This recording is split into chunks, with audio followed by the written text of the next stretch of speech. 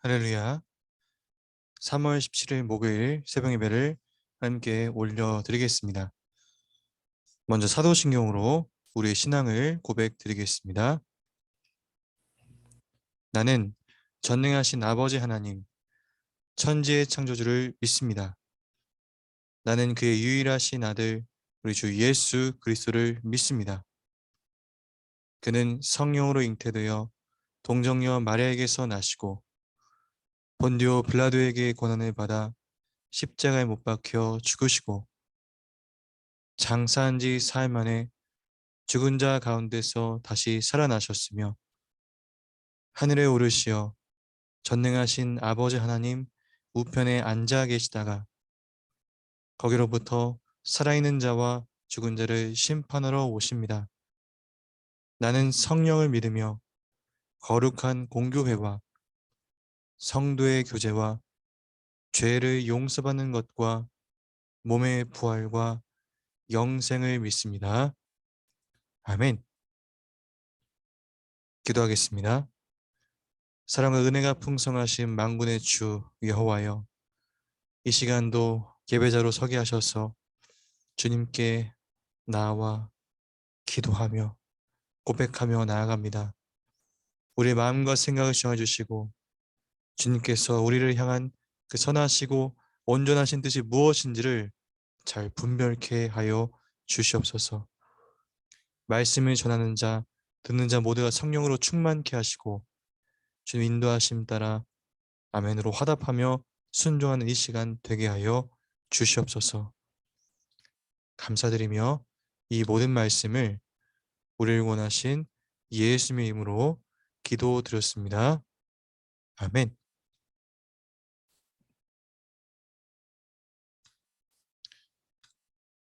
네, 오늘 은혜 받으실 하나님의 말씀은 구약성경 레위기 10장 12절부터 20절까지 말씀이 되겠습니다. 네, 구약성경 레위기 10장 12절부터 20절까지 말씀이 되겠습니다. 네, 해당 본문 말씀을 가지고 올바르게 분별하고 반응하십시오 라는 제목으로 함께 말씀의 은혜를 나누고자 합니다. 여러분, 오늘날 시대를 한마디로 요약하자면 포스트 모던의 시대라고 합니다. 자, 그렇다면 포스트 모더니즘의 특징은 무엇일까요? 우리가 포스트 모더니즘의 특징을 알아야 하는 이유는 예수님께서 시대를 분별하라고 말씀하셨기 때문입니다. 시대를 알고 살아가는 것은 대단히 중요한 문제인 것이죠. 왜냐하면 우리는 예수 그리스도의 제자들이기 때문입니다. 그러므로 이 시대가 어떠한 시대인지 분명하게 알고 살아가는 것이 굉장히 중요하다는 것이죠. 이제 포스트 모더니즘은 한마디로 얘기하면 해체입니다. 전면 해체. 모든 것을 해체하는 것이 포스트 모더니즘의 중요한 특징입니다. 그럼 해체해서 뭘 하자는 것일까요? 경계를 허물고 모두가 다 같이 잘 사는 세상을 만들자. 이것이 포스트 모더니즘의 핵심 사상입니다. 그런 사상들이 이 세상을 이끌어가고 있다라는 것이죠. 이 시대에서 일어나는 많은 일들은 이 한마디로 얘기할 수 있습니다. 해체를 통해 경계를 허무는 것. 그러나 하나님께서는 이 포스트 모던의 시대에 대해서 무엇이라 말씀하십니까? 경계를 허무는 것만이 진심으로 지혜롭고 또한 세상 속에서 아름답게 사는 것이라 말씀하십니까? 아니죠. 오늘 말씀은 이에 대해 굉장히 분명하게 대답하고 있습니다. 저는 오늘 본문 말씀을 가지고 세 가지로 말씀을 드릴 건데요. 먼저 12절 말씀을 봅니다. 어제 본문에서는 나답과 아비후가 다른 불을 들임으로써 하나님 앞에 다 죽어 버렸죠. 자, 모세가 아론과 그 남은 아들 엘르아살과 이다말에게 말합니다. 여호와께 화제로 드린 그 제물 가운데 남은 곡식 제물을 가져다가 제단 곁에 누룩은 넣지 말고 먹으라 라고 합니다. 그것이 거룩한 것이다 라고 하죠. 자, 그럼 여기서 중요한 것은 거룩한 것이 무엇이냐라는 것입니다. 그것이 무엇입니까? 누룩을 넣지 말고서 먹는 것입니다. 이 말이 무슨 뜻이죠? 누룩을 넣어도 되고 넣지 않아도 된다라는 말이 아닙니다. 누룩은 넣지 않아야 된다라는 말이죠. 이걸 무엇이라 말할 수 있을까요? 경계가 있어야 한다는 것입니다. 모든 것에 누룩을 넣어서는 안 되고 어떤 것에는 누룩을 넣지 말아야 한다는 것입니다. 이것이 하나님이십니다. 하나님은 모든 경계를 허무는 분이 아니라 그 경계를 분명하게 지키시기를 원하십니다. 포스트 모던의 하나님이 그런 하나님이 아니라 성경의 하나님인 것입니다. 모든 경계를 허문다는 것은 하나님 앞에서는 참 안타깝고 어처구니가 없는 일일 때가 많습니다. 모든 경계를 다 허물어 보십시오. 뭐가 남겠습니까?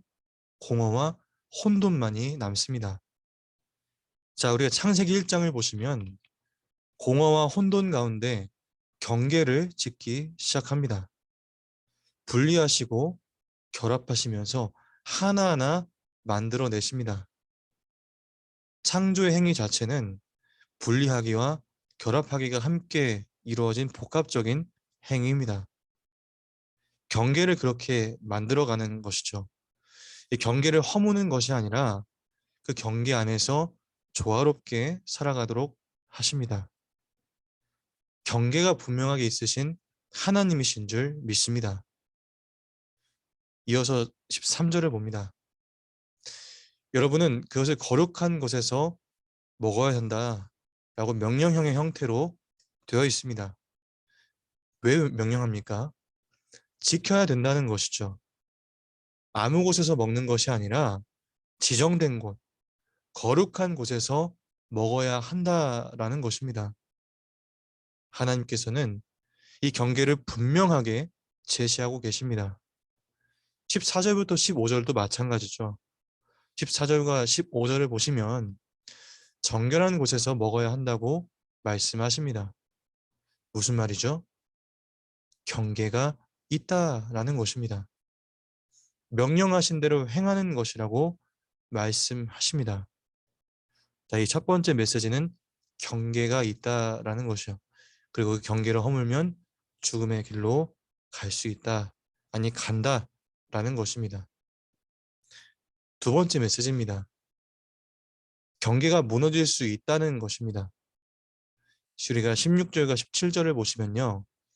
모세가 화내는 장면이 나옵니다. 이게 모세의 가장 큰 약점이었죠. 화를 낸 것 때문에 가나안 땅에 못 들어가게 되기도 합니다. 아론의 남은 아들이 엘르아살과 이다말에게 화를 내며 물었습니다. 화를 낸 이유가 있죠.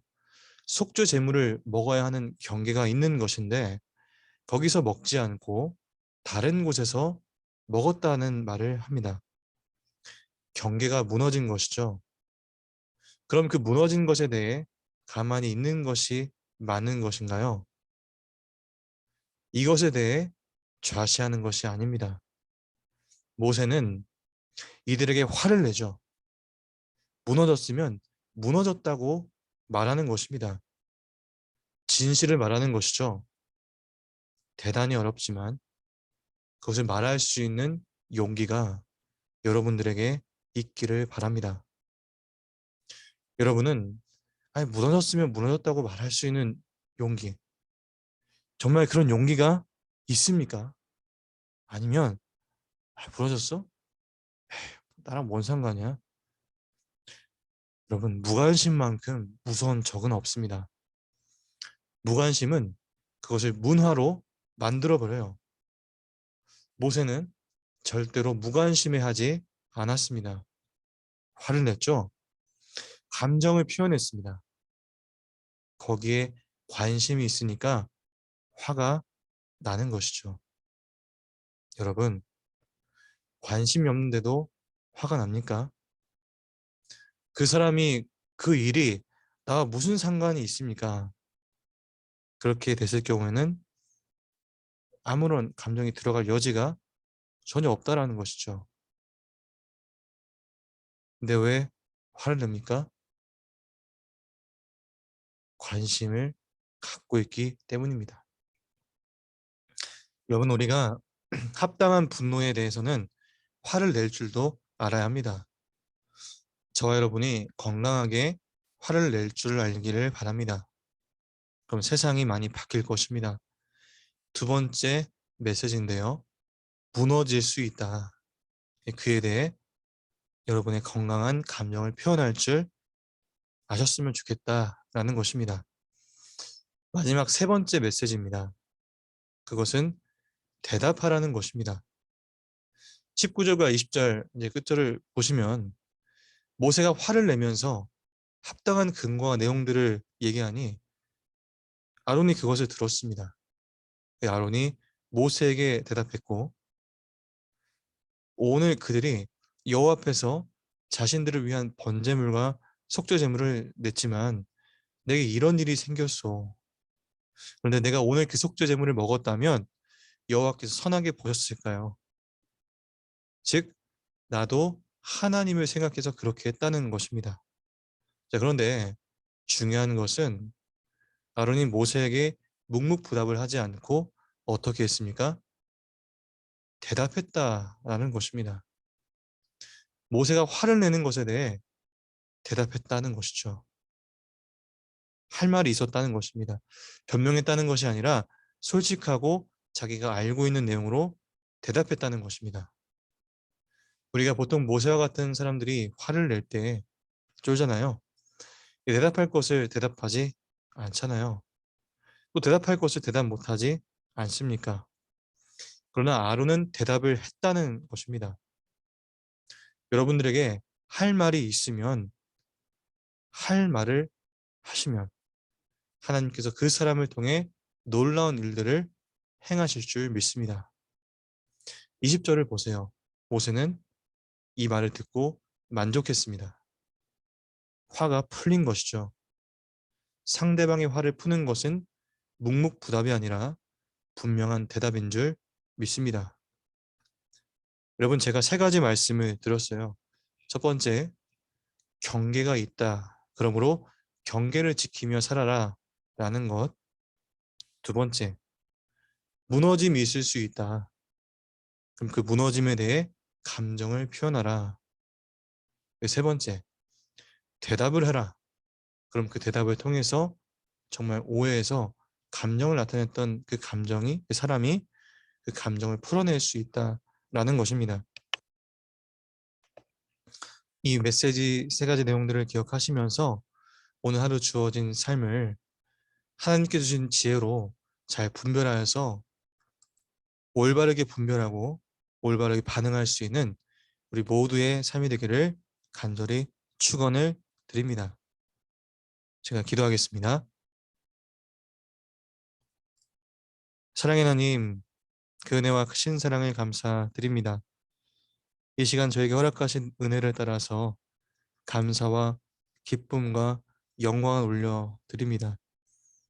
주님, 저희가 오늘 하루에 주어진 이 삶을 감당할 때에 올바르게 분별케 하시고 올바르게 반응하게 하여 주시옵소서. 오직 주만 의지하며 나갑니다.